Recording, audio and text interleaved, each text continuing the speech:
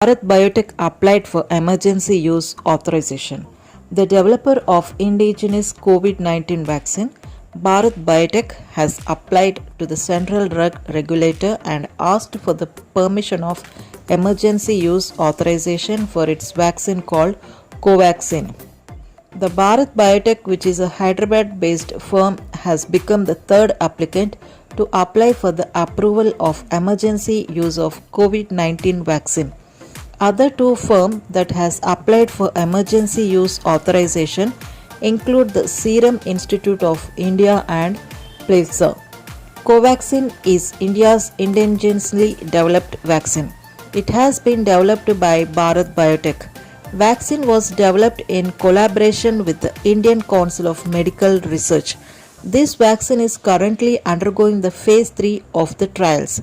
The trials are being conducted at 18 sites in India and over 22,000 volunteers. Emergency use approval for a drug is granted only after there is sufficient evidence suggesting that the medical product is safe and effective. However, the final approval is granted only after completion of the trials and by proper analysis of full data.